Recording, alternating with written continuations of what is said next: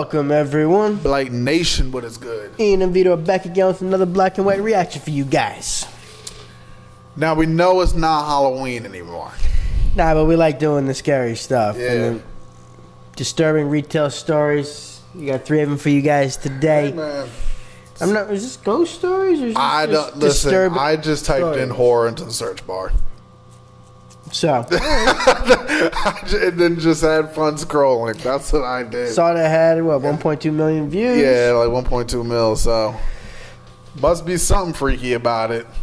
So, but let's get scared, guys. Let's see what we got here. I can relate to this a little bit because I work in retail. Yo, retail always be some shit happening in the retail. So, you know what, Ian? Hit that play button and let's see what's going on.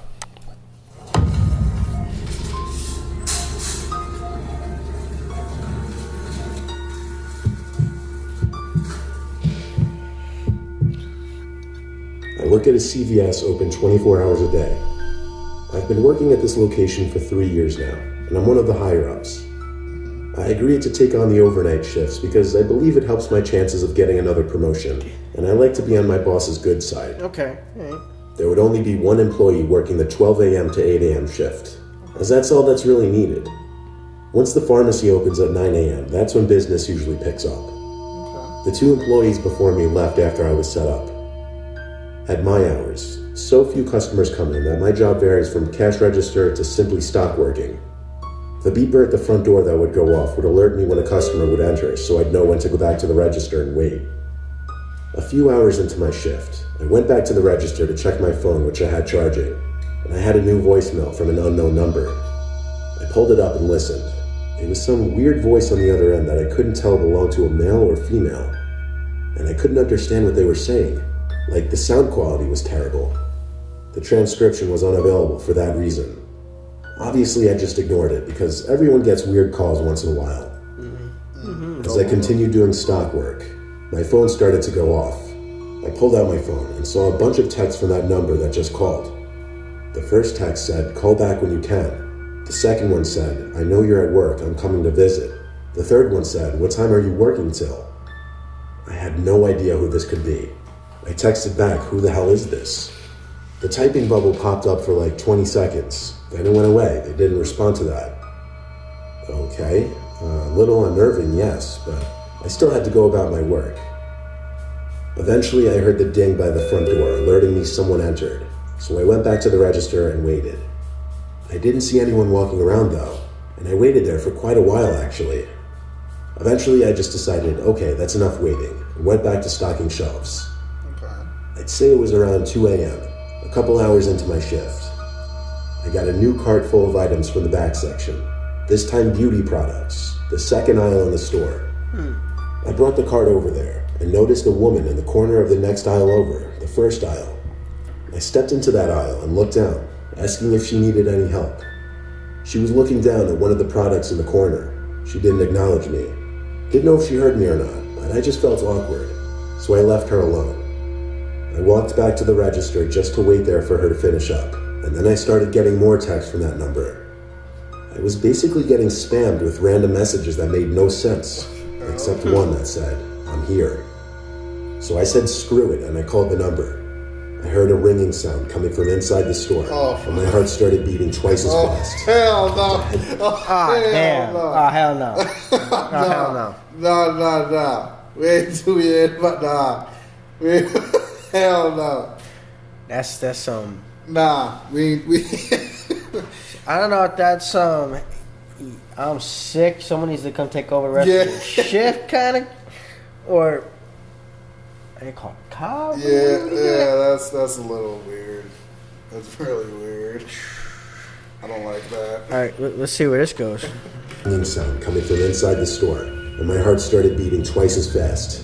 I felt a heavy feeling in my throat. I canceled the call, and the ringing stopped.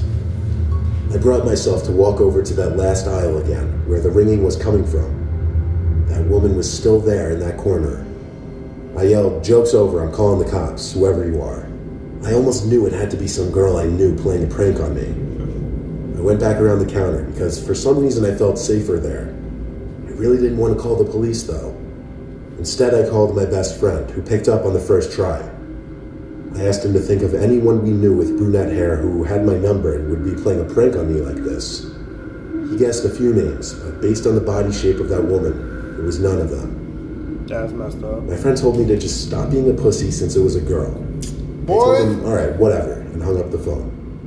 Nah, I was bro. about to suck it up and walk home. I ain't being no pussy. Even women can be killers. That's man. what I'm saying. There's some unexplained shit happening right now. That's not being a pussy. Nah, Like, there's nah. some unexplained crap going on, and you telling me to man up? No, bro. I'd be like, dude, why don't you get down here and come check this chick out? Yeah. Like, I know it's nah. late, but hey, come, if dude, you a bro, get down here and check this out. Yeah, nah. Get out of here. Oof. Over there, when I noticed her, peering half of her head from around the corner of the beauty aisle. She had to be kneeling down too, because the shelf in that aisle is lower than the rest. The first thing I noticed was blood trickling down her cheeks. She was smiling, and I heard her making these fucked up laughing sounds.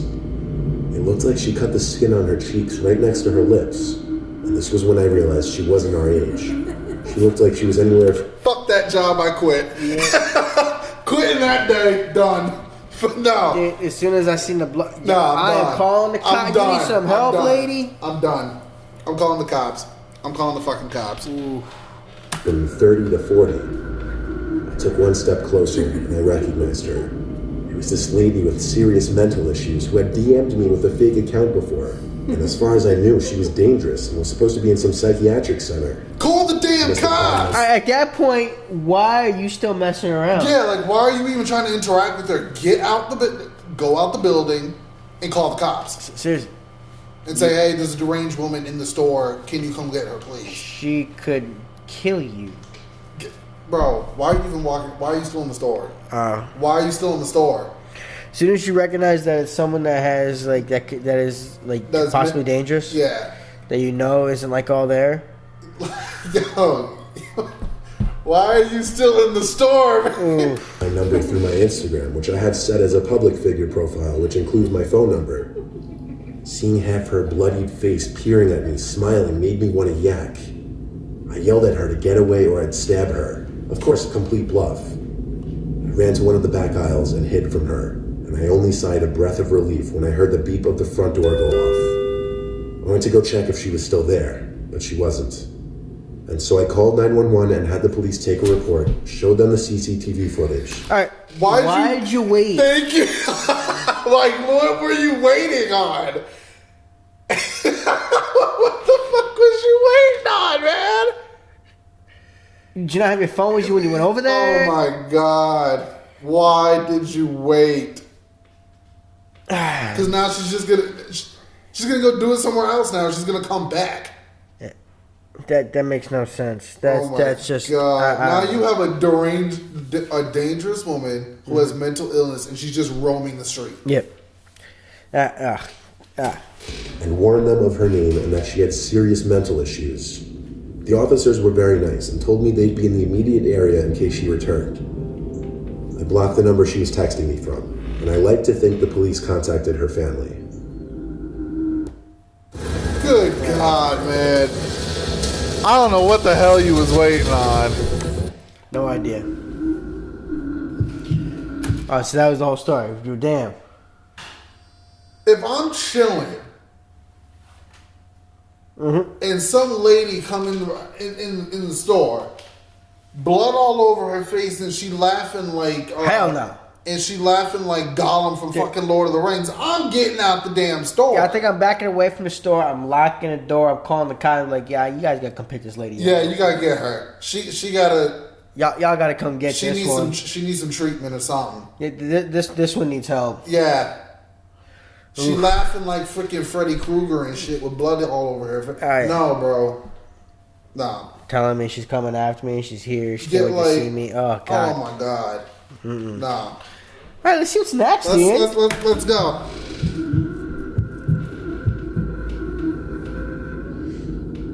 I used to work the dairy aisle in a grocery store. It was the worst job I ever had. A lot of heavy lifting, expired dairy products, and shivering.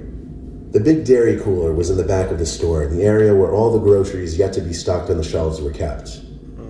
I would often just chill in the dairy cooler, no pun intended, because because the supervisors on duty would never think to check on me in there. I'd bring a hoodie just so I wouldn't get cold. Anyway, one night I was working till 10 p.m. The store got quiet past 9. However, Mr. Senko, the supervisor who was a pain in the ass, was on duty. So after stocking the milk cartons one more time for the night, I brought everything to the back area again. On my way back to the dairy cooler to just hide and chill in there, I saw very briefly, for like half a second, the face of someone through the glass of the cooler door. But they either just ducked down or faded away out of my view. Who was in there? I went through the doors to see, and got hit with that blast of cold air and the loud sound of the giant refrigerator blowing cold air into the room. Boxes, pallets, and crates of milk everywhere, but no immediate sight of anyone. Alright, if you see someone like that, why are you going to be like, who is that? People love to investigate shit. Why people going People love we investigating. way too curious about stupid shit. Like You're seeing someone messing around. I'm getting my supervisor. Be like, there's someone messing around in the back there. Yeah, that's the supervisor's job, man. I'm not sure. It looked like a kid ducked down. Man, I don't tell you. That's the supervisor's job, man. I don't want to go back there and find some kid laid out. It's not your job to be back there, man. Oh, God. There were many places to hide behind the giant piles of boxes, but no one was in there. So I did my usual. I sat on an empty milk crate hidden behind a big pile of boxes. Then suddenly, the lights in the cooler turned off, and it went almost pitch dark, besides the light from outside the cooler coming in through the glass of the door. I had a mini freak out because I thought Mr. Senko knew I was in here and was basically signaling for me to come out. I stood up and came out from around the boxes, and then I froze. Something was blocking partial view of the two cooler doors. There was a silhouette of a really tall person right in front of me. It couldn't be Mr. Senko. He was kind of short. The figure right in front of me had to be a foot taller than me. Suddenly, the light flickered back on, and the figure I thought I saw right in front of me was no longer there. I nervously walked around where I thought I saw something standing. I even waved my hand through the air in that spot. I somehow felt like I wasn't alone in there, and so I burst through the doors and shut the dairy cooler light. I peeked inside now with the light off, but that figure I saw in there just a moment ago was still gone. I threw my apron off and clocked out early. I didn't care if Mr. Senko would be mad. I just needed to get out of there. That was the one paranormal thing to ever happen in my life. Yeah, I guess that's the right thing. Get out. At least he got the hell out. Yeah. He didn't go looking all around for the shit. But I guess I see why you didn't get there was no one there. He would have looked like he got and like, what do you make me look around here for, kid? You know? Yeah. But still. At least this person was smart and got the hell out there. Yeah, let me be like, oh, cool. Let me just go sit back down in there and hide. Nah, I'm done. Okay, still, You're killing me, YouTube. You're killing me with these ads, man. All right, what we got next?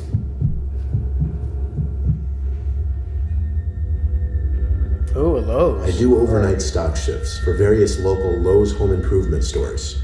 All I do is work whichever specific location needs me for the night, usually dependent on which location is having the most business. My job is to unload trucks, operate forklifts in the back section and throughout the store, and do night stock work. Okay. The trucker on duty that night was Paul, the only other guy with me that night. Once we successfully unloaded the truck, he helped me sort them in the back room before going off to do another pickup with the truck. So I was left alone to continue work as normal. Nothing I wasn't used to.